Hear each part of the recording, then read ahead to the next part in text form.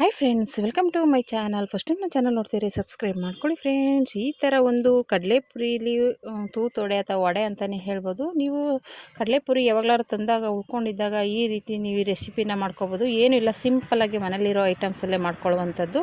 ಇವಾಗ ಜಾಸ್ತಿ ಕಡಲೆಪುರಿ ಇದ್ದಾಗ ವೇಸ್ಟಾಗಿ ನೀನು ತಿನ್ನು ಅಂತ ಬಿಸಾಕ್ತಾ ಇರ್ತೀರಾ. ಆ ಥರ ಬಿಸಾಕಕ್ಕೆ ಹೋಗ್ಬೇಡಿ. ಈ ರೀತಿ ಒಂದು ರೆಸಿಪಿನ ಮಾಡಿಕೊಡಿ, ಮಕ್ಳಿಗಾದ್ರೂ ಮಾಡಿಕೊಡಿ, ನೀವು ಮಾಡ್ಕೊಂಡು ತಿನ್ಬೋದು.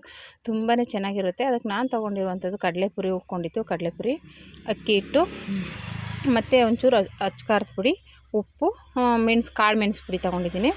ಮತ್ತು ಮಾಮೂಲಿ ಬಂದುಬಿಟ್ಟು ಈರುಳ್ಳಿ, ಕೊತ್ತಂಬರಿ ಸೊಪ್ಪು, ಕರಿಬೇವಿನ ಸೊಪ್ಪು, ಸಣ್ಣದಾಗಿ ಹೆಚ್ಚಿರೋ ಈರುಳ್ಳಿ, ಇದಿಷ್ಟು ತೊಗೊಂಡಿದ್ದೀನಿ. ತೆಂಗಿನ ತುರಿ ಸ್ವಲ್ಪ, ನೀವು ಇದಕ್ಕೆ ಬೇಕಾದ್ರೆ ಸಬ್ಸಿಗೆ ಸೊಪ್ಪು ಅದೆಲ್ಲನೂ ಹಾಕ್ಕೊಬೋದು. ಚೆನ್ನಾಗಿರುತ್ತೆ, ಅದನ್ನು ಒಂಥರ ಟೇಸ್ಟ್ ಚೆನ್ನಾಗಿ ಕೊಡುತ್ತೆ. ಇದಕ್ಕೆ ಹೇಳ್ದಂಗೆ ಈರುಳ್ಳಿ, ತೆಂಗಿನ ತುರಿ, ಕೊತ್ತಂಬರಿ ಸೊಪ್ಪು ಸ್ವಲ್ಪ ಜಾಸ್ತಿ ಹಾಕಿದ್ರೆ ಇನ್ನೂ ಟೇಸ್ಟ್ ಚೆನ್ನಾಗಿ ಕೊಡುತ್ತೆ. ಓಕೆನಾ. ಇದು ನಿಮ್ಗೆ ಏನಾದರೂ ಬೇಕು ಅಂದರೆ ಒಂಚೂರು ಮೈದಾ ಹಿಟ್ಟು ಹಾಕ್ಕೊಬೋದು, ಇಲ್ಲ ಅಂದರೂ ನಡೆಯುತ್ತೆ, ಏನು ತೊಂದರೆ ಏನಿಲ್ಲ. ಬೇಕು ಅಂದರೆ ಸ್ವಲ್ಪ ಮೈದಾ ಹಿಟ್ಟು ಸೇರಿಸ್ಕೊಂಡ್ರೆ, ನಾನು ಮೈದಾ ಹಿಟ್ಟು ಹಾಕಿಲ್ಲ, ಬೇಕು ಅಂದರೆ ಸೇರಿಸ್ಕೋಬೋದು. ನಾನಿವಾಗ ಕಡಲೆಪುರಿನ ಒಂದು ಮಿಕ್ಸಿಗೆ ಹಾಕ್ಕೊಂಡು ಪುಡಿ ಮಾಡ್ಕೊತಾ ಇದ್ದೀನಿ.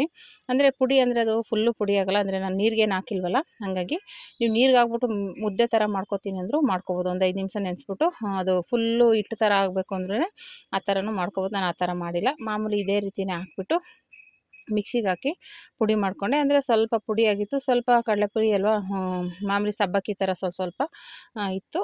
ಇರಲಿ ಪರವಾಗಿಲ್ಲ, ಆ ಥರ ಇದ್ರೂ ಒಂಥರ ಟೇಸ್ಟ್ ಚೆನ್ನಾಗಿರುತ್ತೆ ಅಂದ್ಬಿಟ್ಟು ಹಾಗೆಯೇ ಅದು ಆ್ಯಕ್ಚುಲಿ ನೆನೆಸ್ತೆ. ಇದು ಎಲ್ಲ ಇಟ್ಟು ಕಲಿಸ್ಬೇಕಾದ್ರೆ ನೋಡಿ ಈ ಥರ ಆಗಿದೆ, ಒಂಥರ ಸಬ್ಬಕ್ಕಿ ಇರುತ್ತಲ್ಲ ಆ ಥರ ಆಗಿದೆ. ಅದನ್ನು ನೀಟಾಗಿ ಅದಕ್ಕೆ ನಾನು ಏನೇನು ತೊಗೊಂಡಿದ್ದೀನಲ್ವ, ಇದು ಅಚ್ಕಾರದ ಪುಡಿ, ಉಪ್ಪು, ಕಾಳು ಮೆಣಸು ಪುಡಿ, ಒಂಚೂರು ಬೇಕು ಅಂದರೆ ಗರಂ ಮಸಾಲ ಹಾಕ್ಕೊಬೋದು, ಚೆನ್ನಾಗಿರುತ್ತೆ.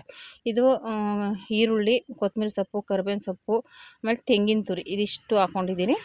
ಮತ್ತು ಇದು ಅಕ್ಕಿ ಹಸಿಟ್ಟು ಸ್ವಲ್ಪ ಹಾಕ್ಕೊಂಡು ನೋಡಿಕೊಂಡು ಮಿಕ್ಸ್ ಮಾಡ್ಕೊಳ್ಳಿ. ನಾನು ಹೇಳ್ದಂಗೆ ಇದಕ್ಕೆ ಬೇಕಂದ್ರೆ ಒಂದು ಸ್ವಲ್ಪ ಮೈದಾ ಹಿಟ್ಟು ಬೇಕಂದರೆ ಸೇರಿಸ್ಕೊಬೋದು ನೀವು.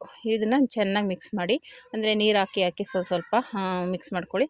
ಉಪ್ಪು ಖಾರ ನೋಡ್ಕೊಂಡು ಹಾಕ್ಕೊಳ್ಳಿ, ಕಡಿಮೆ ಇತ್ತು ಅಂದರೆ ನೀವು ಇನ್ನೂ ಸ್ವಲ್ಪ ಆ್ಯಡ್ ಮಾಡ್ಕೊಬೋದು, ತೊಂದರೆ ಏನಿಲ್ಲ. ನೀಟಾಗಿ ಮಾಮೂಲಿ ಉಂಡೆ ಥರ ಬರಬೇಕು, ಆ ಥರ ಆಗೋವರೆಗೂ ಚೆನ್ನಾಗಿ ನೀಟಾಗಿ ಕಲಿಸ್ಕೊಳ್ಳಿ. ಸ್ವಲ್ಪ ನೀರು ಹಾಕಿ ನಾವು ಮಾಮೂಲಿ ಬಜ್ಜಿಗೆಲ್ಲ ಕಲಿಸ್ತೀವಲ್ಲ, ಸೇಮ್ ಅದೇ ರೀತಿಯೇ ನೀಟಾಗಿ ಕಲಸಿ. ಹೀಗೆ ಒಂದು ಸ್ವಲ್ಪ ನೀರು ಹಾಕ್ಕೊಂಡು ಕಲಿಸ್ಕೊಂಡ್ರೆ ಅದು ಉಂಡೆ ಥರ ಬರಬೇಕು. ಆಮೇಲೆ ಅದನ್ನು ನೀವು ತಟ್ಬಿಟ್ಟು ವಡೆ ಥರನಾದರೂ ಮಾಡ್ಬೋದು. ಅದಕ್ಕೆ ಒಂದು ಹೋಲ್ ಮಾಡಿದ್ರೆ ವಡೆ ಆಗುತ್ತೆ. 2 ಥರನೂ ಮಾಡಿದ್ದೆ ನಾನು. ನಿಮಗೆ ಆ ಥರ ಯಾವ್ದು ಇಷ್ಟ ಆಗುತ್ತೋ ಆ ಥರ ಮಾಡ್ಕೊಬೋದು, ತೊಂದರೆ ಏನಿಲ್ಲ. ಅದೇ ಹೇಳ್ದಂಗೆ ಉಂಡೆ ಕಟ್ಟೋ ಲೆವೆಲ್ಗೆ ಬಂದರೆ ಸಾಕು. ಮತ್ತು ಅಕ್ಕಿ ಹಸಿಟ್ಟು ಇತ್ತಲ್ಲ ಅದನ್ನು ಹಾಕಿ ಮತ್ತೆ ಕಲಿಸ್ಕೊತಾ ಇದ್ದೀನಿ.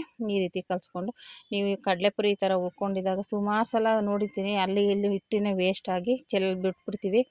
ಆ ಥರ ಮಾಡೋಕ್ಕೆ ಹೋಗಬೇಡಿ. ಇವಾಗ ಒಂದಿಷ್ಟು ಉಳ್ಕೊಂಡಿತ್ತು ಅಂದರೆ ಈ ಥರ ಒಂದು ಈರುಳ್ಳಿ, ಕೊತ್ತಂಬರಿ ಸೊಪ್ಪೆಲ್ಲ ಕಟ್ ಮಾಡಿ ಹಾಕ್ಬಿಟ್ಟು ಒಂದೆರಡು ಎಲ್ರಿಗೂ ಒಂದು ರೌಂಡ್ಗೆ ಒಂದೊಂದು ಬಜ್ಜಿ ಬರೋ ಥರ ಮಾಡ್ಕೊಟ್ಬಿಟ್ರೆ ಖಾಲಿನೇ ಆಗಿಬಿಡುತ್ತೆ. ಒಂಥರ ಟೇಸ್ಟು ಚೆನ್ನಾಗಿರುತ್ತೆ, ಹೊಸ ರೀತಿ ಇರುತ್ತೆ, ತಿನ್ನೋಕ್ಕೆ ಒಂಥರ ಗರಿಗರಿಯಾಗಿ ತುಂಬಾ ಟೇಸ್ಟ್ ಇರುತ್ತೆ. ಓಕೆನಾ. ಮತ್ತು ಎಣ್ಣೆ ಇಟ್ಟಿದ್ದೀನಿ. ಇವಾಗ ಇದು ಎಣ್ಣೆ ಕಾಯಬೇಕು, ಕಾದ್ಮೇಲೆ ಹಾಕಿ, ಎಣ್ಣೆ ಕಾಯೋಕ್ಕೆ ಮುಂಚೆ ಹಾಕಕ್ಕೆ ಹೋಗ್ಬಿಡಿ. ಎಣ್ಣೆ ಕಾಯ್ದೇನೆ ಹಾಕಿದ್ರೆ ಎಣ್ಣೆ ಕುಡಿದ್ಬಿಡುತ್ತೆ. ಎಣ್ಣೆ ಕಾದ್ಮೇಲೆ ಚೆನ್ನಾಗಿ ಹಾಕಿ. ಓಕೆನಾ. ಎಣ್ಣೆ ಕಾದ್ಮೇಲೆ ಹಾಕಿದ್ರೆ ಅದು ಸ್ವಲ್ಪ ಗರಿಗರಿಯಾಗಿ ನೀಟಾಗಿ ಬರುತ್ತೆ, ಎಣ್ಣೆ ಏನು ಜಾಸ್ತಿ ಕುಡಿಯೋಲ್ಲ. ಓಕೆನಾ. ಈ ರೀತಿ ಹಾಕೋಬೇಕು. ನಾನು ಹೇಳ್ದಂಗೆ ಫಸ್ಟು ನಾನು ಸ್ವಲ್ಪ ಹಾಗೆ ತಟ್ಟಿ ಹಾಕಿದೆ ವಡೆ ಥರ. ಆಮೇಲೆ ಅದನ್ನ ಒಂಚೂರು ಹಂಗೆ ಹೋಲ್ ಮಾಡಿ ಹಾಕಿದ್ರೆ ತೂತೊಡೆ ಆಗುತ್ತೆ ಅಷ್ಟೇ. ನಿಮ್ಗೆ ಯಾವ ಶೇಪ್ ಬೇಕೋ ಆ ಥರ ಮಾಡ್ಕೊಬೋದು, ತೊಂದರೆ ಏನಿಲ್ಲ. ಚಿಕ್ಕದಾಗಿ ತಟ್ಬಿಟ್ಟಾದರೂ ಹಾಕಿ ಅದಕ್ಕೆ ಒಂದು ಹೋಲ್ ಮಾಡಿ ಹಾಕಿದ್ರೆ ಆ ಥರನೂ ಹಾಕೋಬೋದು. ಈ ಥರ ಹಾಕಿ ಚೆನ್ನಾಗಿ ಗರಿಗರಿಯಾಗಿ ಕರೆದ್ರೆ ನಮಗೆ ತೂತೊಡೆ ವಡೆ ರೆಡಿ ಆಗುತ್ತೆ. ತುಂಬ ಗರಿಗರಿಯಾಗಿರುತ್ತೆ, ಟೇಸ್ಟಿ ಅಂತ ಸೂಪರಾಗಿರುತ್ತೆ. ಮಕ್ಳಿಗೆ ಮಾಡಿಕೊಡಿ, ನೀವು ಮಾಡಿಕೊಡಿ. ನೀವು ಬೇಕಾದ್ರೆ ಕಡಲೆಪುರಿ ತಂದೇ ರೆಡಿ ಮಾಡ್ಕೋಬೇಕು, ಅಷ್ಟು ಟೇಸ್ಟ್ ಇರುತ್ತೆ. ಒಂದ್ಸಲ ಟ್ರೈ ಮಾಡಿ ಫ್ರೆಂಡ್ಸ್, ಹೇಗೆ ಬಂತು ಅಂತ ಕಮೆಂಟ್ ಮಾಡಿ. ಓಕೆನಾ. ತುಂಬಾ ಟೇಸ್ಟಿಯಾಗಿರುತ್ತೆ. ಇವಾಗ ಮಕ್ಕಳಿಗೆ ಆಚೆಯಿಂದ ಬಂದಾಗ ಏನಾದರೂ ಇವಾಗ ಆಚೆ ಹೋಗಿ ಹೊರಗಡೆ ಅದು ಇದು ತಿನ್ನೋ ಬದಲು ಈ ಥರ ಒಂದು ಗರಿಗರಿಯಾಗಿ ಟೇಸ್ಟಿಯಾಗಿರೋ ಬಜ್ಜಿನ ಮಾಡಿಕೊಡಿ. ಓಕೆನಾ ಫ್ರೆಂಡ್ಸ್. ಈ ವಿಡಿಯೋ ಇಷ್ಟ ಆದರೆ ಲೈಕ್ ಮಾಡಿ, ಶೇರ್ ಮಾಡಿ, ಕಮೆಂಟ್ ಮಾಡಿ. Thank you for watching.